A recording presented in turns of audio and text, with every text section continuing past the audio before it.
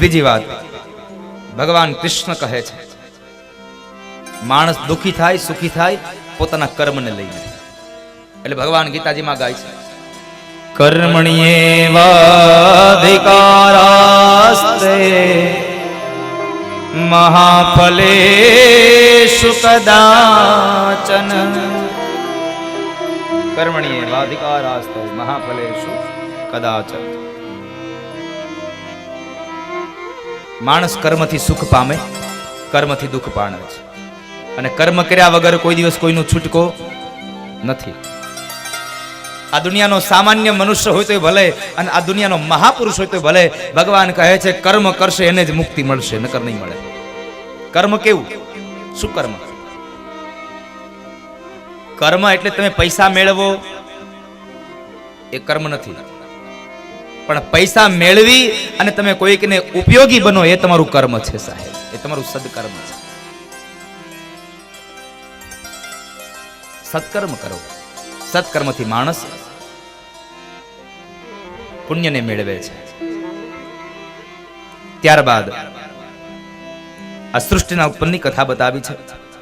મૈત્રેય મહારાજ કહે છે, વિદુરજી મહારાજ, આ સૃષ્ટિ ઉપર કર્મને આધીન બધું થતું રહે છે. બાપજી, આ સૃષ્ટિને આ કર્મને, કર્મ અને આ સૃષ્ટિ, હા, આ સૃષ્ટિ ભગવાન નારાયણે સર્જન કર્યું છે. નાભીમાંથી એક કમળ ઉત્પન્ન કર્યું, કમળમાં 4 મુખવાળા બ્રહ્માજી ઉત્પન્ન કર્યા, અને બ્રહ્માજીને આજ્ઞા આપી કે જાઓ તમે મનુષ્ય સૃષ્ટિની રચના કરો, સજીવ સૃષ્ટિની રચના કરો. અને એ સમયે જ્યારે સજીવ સૃષ્ટિની રચના કરવા જાય પણ પૃથ્વી જળમાં લીન છે, એટલે ભગવાન બ્રહ્માએ નારાયણની પ્રાર્થના કરી અને નારાયણને કહે છે, પ્રભુ તમે આ પૃથ્વીને બહાર લાવી આપો. અને ત્યારે ભગવાને 24 અવતારો જે લીધા, એ 24 અવતારોમાં પહેલો વહેલો અવતાર ભગવાને વરાહ અવતાર ધારણ કર્યો. ભગવાન વરાહ બની અને પૃથ્વીને લેવા માટે જાય. બોલીએ વરાહ નારાયણ ભગવાન કી. વરાહ નારાયણ અવતાર ભગવાનનો પ્રગટ થયો. ભગવાન પૃથ્વીને લેવા માટે જાય છે. જ્યાં પૃથ્વીને લઈને આવે તો માર્ગની અંદર એક હિરણાક્ષ નામનો અસુર મળ્યો, અને ઈ અસુર કહે છે, છોડી દે, છોડી દે, આ ધરતી મારી છે, છોડી દે. ભગવાન કહે છે, હજી આને બહાર લઈને ગયો નહીં, ત્યાં તો મીંડો કેવા મારી છે, મારી છે, મારી છે. અને આપણે એ જ કરીએ છીએ ને આ દુનિયામાં. જુઓ, આ શેઢે ઉભા રહ્યો, સામે ઓલો શેઢો દેખાય ત્યાં સુધી મારી. મહાપુરુષો કહે છે, મારું હોય ને ભેગું આવે, બાકીનું બધું અહીંયા પડ્યું રહે. તો આપણે ભેગું જ કઈ આવતું નથી. સ્વામિનારાયણ સંપ્રદાયમાં મહાપુરુષો સંત કહે છે, મારું મારું કરીને ધન મેળવ્યું રે, મારું મારું કરીને ધન મેળવ્યું રે, હે મારું મારું કરીને ધન મેળવ્યું રે, મારું કરીને ધન મેળવ્યું રે. એમાં તારું નથી તલ ભારયંત કાળે, સગું નથી કોયનું રે. એમાં તારું એમાં કોઈનું નથી સાહેબ આ દુનિયામાં.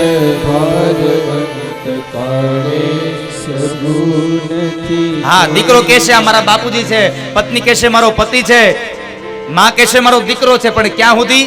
જ્યાં સુધી આમાં જીવ છે ત્યાં સુધી. જેવો જીવ નીકળી ગયો એટલે પછી બધાય પારકા થઈ જશે સાહેબ, કોઈ કોઈનું નહીં રહે. એટલે તો કવિને લખવું પડે, કોઈ કોઈનું નથી રે, કોઈ કોઈનું નથી રે, કોઈ કોઈ નથી રે, કોઈ કોઈનું નથી રે. એલા નાહક નામરો બધા મથી મથી રે, કોઈ કોઈનું નથી રે. નાહક નામરો બધા મથી મથી રે, કોઈ કોઈનું નથી રે. એવા નાહક નામરો બધા મથી મથી રે, કોઈ કોઈનું નથી રે.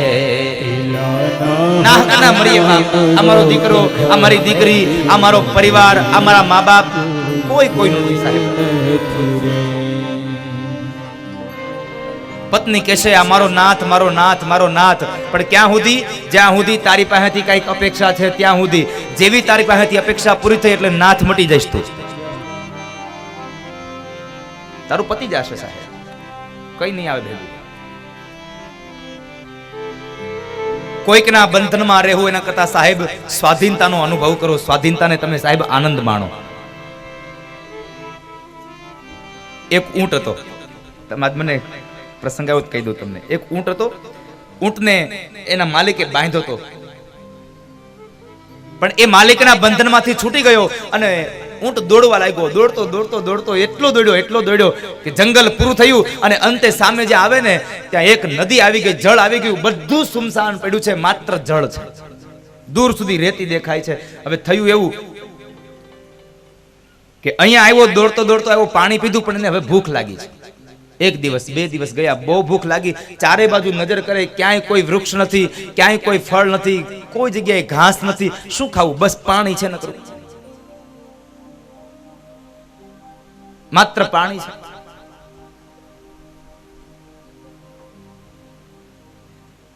થોડીક વાર તો વિચાર થયો કે ન્યા રહ્યો હોત તો સારું હતું, ન્યા તો એને વૃક્ષો હતા તો મોઢું ઊંચું કરીને મારે ખાઈ તો લેવાતું હતું. નીચે મારો માલિક કદાચ ન નાખે મને ઘાસ તો કાંઈ નહીં, પણ જ્યાં પણ વૃક્ષ હોય નથી હું પાંદડા તેજી તો લેતો. આમ થોડાક દિવસ વ્યતીત થયા ને ત્યાં કાગડો આવ્યો. કાગડાને એને પોતાની વ્યથા કીધી કે ભાઈ મને બહુ ભૂખ લાગી છે, હવે શું કરું? કાગડો કહે છે કામ કરો, હું ઉડતો ઉડતો જાઉં છું, તમે મારી પાછળ દોડતા આવો, એક ખેતરમાં આપણે બે વયા જઈએ, ત્યાં લીલું છમ બધું છે. ઊંટે પૂછ્યું, હે ભાઈ ત્યાં લીલું બધું છે, પણ ત્યાં એ ખેતરનો માલિક, ત્યાં માણસ કોઈ આવે છે? માણસ તો આવે છે ને, માણસ આવે બીજું શું આવે? અને ત્યારે ઊંટ બોલ્યો છે, માણસ જો ત્યાં આવતો હોય ને તો મારે ભલે અહીંયા ભૂખ્યું રહેવું પડે, પણ મારે ત્યાં નથી આવું, કારણ વળી પાછો મને બાંધી લેશે. એટલે મારો કહેવાનો ભાવાર્થ છે કે આ જીવાત્માને કામ, ક્રોધ, આ લૌકિક વાસનાઓમાં બંધાવા કરતા સાહેબ ભક્તિની અલૌકિક ધારાની નદી પાસે ઊભું રહી અને ભૂખ્યા રહેવું સારું છે. ભક્તિની અલૌકિક ધારામાં સ્વાધીનતાનો અનુભવ કરો સાહેબ. તમે સ્વાધીનતા રહો, સ્વાધીનતાનો આનંદ માણો.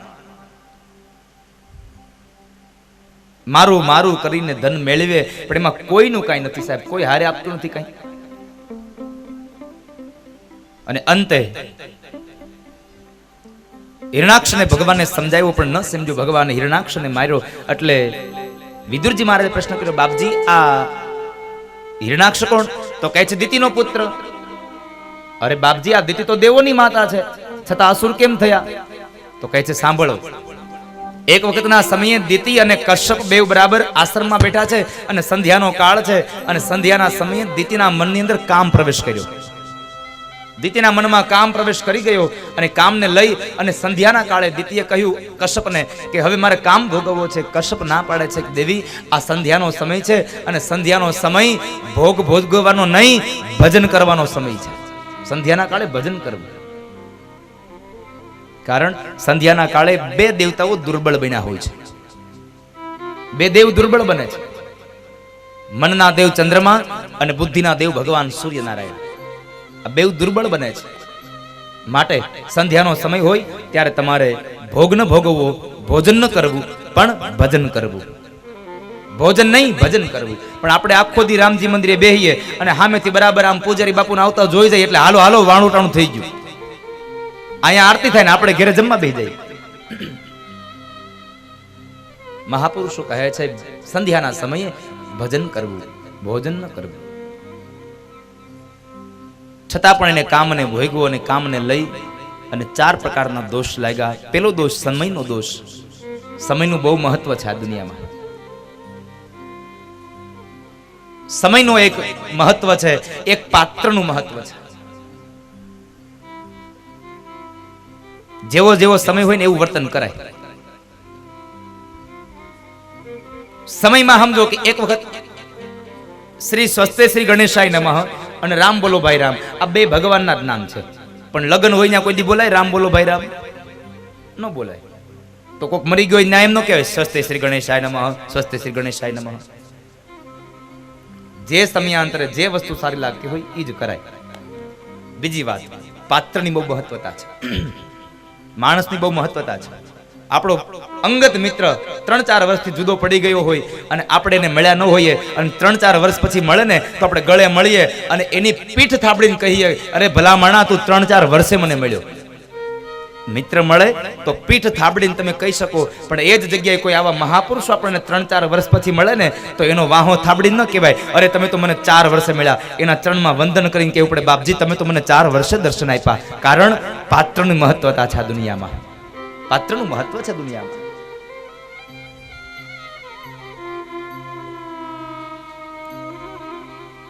અને આ બાજુ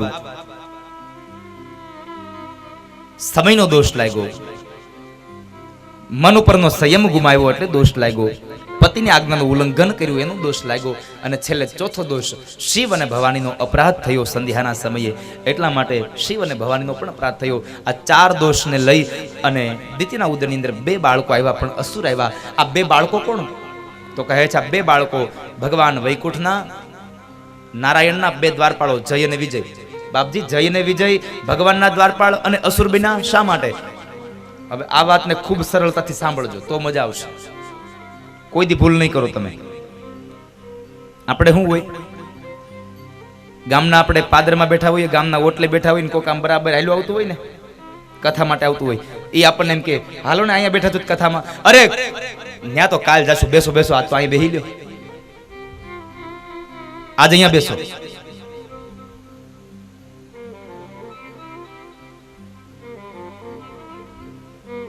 ધર્મના કાર્ય માટે કોઈ માણસ ચાલ્યો જતો હોય અને એને રોકવો એટલે સમજો તમે અસુર યોનિના માણસ છો, જે ભગવાનના કાર્ય તરફ જાય છે. સનત કુમારો ભગવાન નારાયણના દર્શન કરવા માટે આવ્યા અને જય અને વિજય ન જવા દીધા, એટલે જય અને વિજય એને શ્રાપ આપી દીધો. જય અને વિજયે શ્રાપ આપ્યો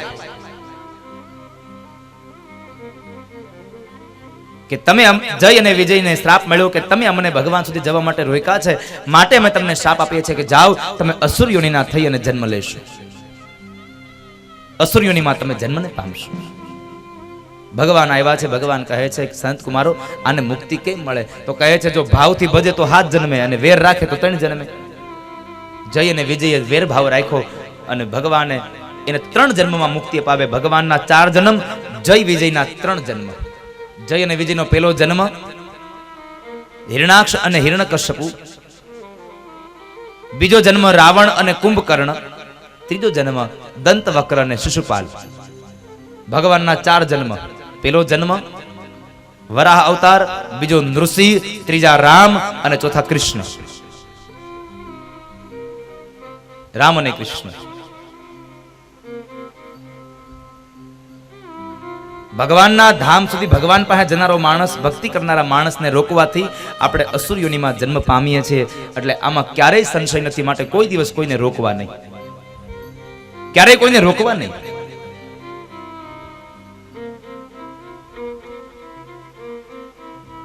સનત કુમારો હતા એ પ્રહલાદ બનીને આવ્યા છે, હિરણ્યકશ્યપનો દીકરો બનીને આવ્યા છે.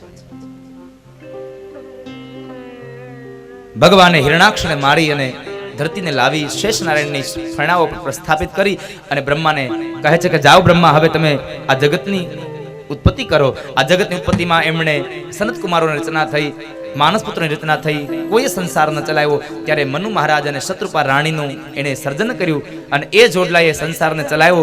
એની ત્યાં 3 દીકરીઓ, 2 દીકરાઓ થયા, દેવહૂતિ, આકૃતિ અને પ્રસૂતિ. આ 3 દીકરી થઈ. ઉત્તાનપાદ અને પ્રિયવ્રત રામના રાજા, આ 2 દીકરાઓ થયા. 5 સંતાન થયા. એમણે ધીમે ધીમે એમનો પરિવાર, એનો સંસાર ચલાવ્યો. એ સંસાર ચાલ્યો. એમાં બરાબર એક વખતના સમયે કરદમ ઋષિ બ્રહ્માજીના કહેવાથી ભગવાન નારાયણની પ્રાર્થના કરે છે. બ્રહ્માજી કહે છે કે હે કરદમ, હવે તમે સંસારને ચલાવો. કરદમ કહે છે બ્રહ્માજી, આ સંસારમાં જો ભગવાન જેવો દીકરો ન મળે, ભગવાન જેવું તત્વ ન મળે તો આપણે સંસારને ચલાવવાની શું ભાઈ મહત્વતા છે? દીકરો ભગવાન બ્રહ્મ જેવો જો પુત્ર થાય તો મારો સંસાર દિવ્ય બને. દીકરો હારો હોય તો સંસાર દિવ્ય બને. અને એ સમયે કરદમ ઋષિને બ્રહ્માજી કહે છે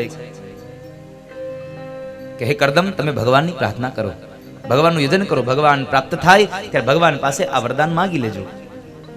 અને અંતમાં કરદમ ઋષિએ ભગવાનની તપશ્ચર્યા કરી, ભગવાન પ્રસન્ન થયા.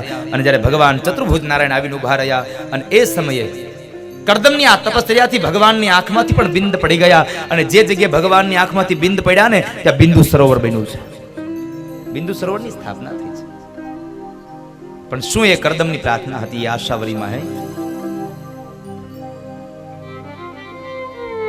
એ આશાવરીમાં એ પ્રાર્થના કરીને એ કરદમે ભગવાનની સ્તુતિ કરી છે. બહુ સુંદર શબ્દો લખ્યા છે અને ભગવાન બાદરાયણ લખ્યું છે. ये मायाते हत में रसस्वत पादारविंदम भव सिंधु कोतम उपासते का मलवायते श्याम राशिषकामा નિયપેયેસ્યુ. હે પ્રભુ, આપણી માયા છે. યે માયા તે હતમેઘ સસત પાદારવિંદમ ભવ સિંધુભૂતમ. હે નારાયણ, હું તમારા ચરણારવિંદમાં વંદન કરું છું. હે નારાયણ, જેને ભવસિંધુ પાર કરવાની ઈચ્છા છે એના માટે આપના ચરણ તો એક નૌકા સમાન છે. જેને ભગવાનનું આ ભવસાગરમાંથી જેને તરી જવું છે એ માણસે ભગવાનના ચરણારવિંદની અંદર જઈને રહેવું સાહેબ, ભગવાનનું ચરણ સેવવું. ચતુર્ભુજ નારાયણ કરદમને કહે છે, કરદમ માગો, શું આપું તમને? અને ત્યારે કરદમ ઋષિ બોલ્યા છે, પ્રભુ આપવા જ માંગતા હોય તો એટલી ઈચ્છા છે, મારા દિવ્ય દાંપત્ય જીવનમાં તમારા જેવો દીકરો મારા ઘેર થાય. એની સાથે લગ્ન કર્યા અને એ લગ્નમાં જ્યારે 9 કન્યાઓ થઈ, 9 કન્યાઓના અંતે આ આધ્યાત્મિક અર્થમાં કરદમ અને દેવહૂતિને ત્યાં 9 કન્યાઓ એ આધ્યાત્મિક અર્થમાં નવધા ભક્તિ છે. અને મહાપુરુષો કહે છે જ્યાં નવધા ભક્તિ હોય ત્યાં ભગવાન આવે આવે ને આવે, એમાં કોઈ પણ પ્રકારનો સંશય નથી. નવધા ભક્તિ હોય એટલે ભગવાન આવે જ, એમાં કોઈ પણ પ્રકારનો સંશય નથી. ભગવાન આવ્યા છે. નવધા ભક્તિ એટલે 9 દીકરીઓ થઈ અને ત્યાર પછી એટલે દીકરાનો જન્મ થયો.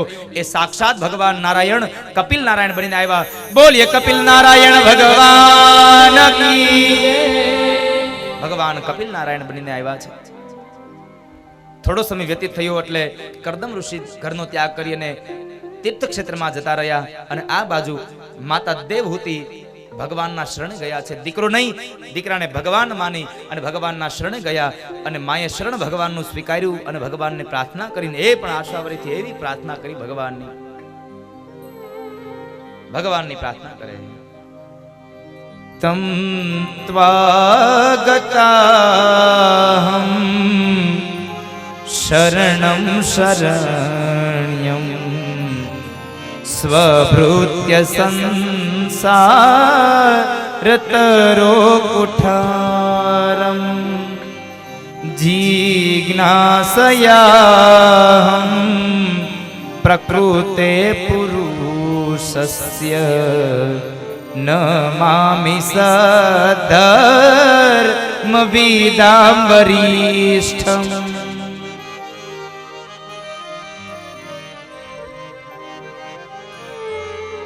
તમ ત્વામ ગતાહમ શરણમ શરણ્યમ. ભગવાનના શરણમાં ગયા છે, ઈશ્વરના સાનિધ્યમાં ગયા છે. ઈશ્વરના સાનિધ્યમાં ગયા અને એ સમયે ભગવાન કહે છે, માં આ દુનિયામાં આ સંસારમાં મોહ ન પામશો. આ પંચમહાભૂતના શરીરમાં ક્યારેય મોહ ન પામશો. કારણ આ પંચમહાભૂતના શરીરને માત્ર ઉપરથી ચામડીઓનું પડ ચડાવ્યું છે ને એટલે સારું લાગે છે, બાકી અંદર તો હાડકા, માંસ અને રુધિર જ ભર્યા છે. યોગ, આધ્યાત્મ, તપ, આ તમામ પ્રકારના સાધનોને માધ્યમ બનાવી અને ઈશ્વરનું યજન કરજો.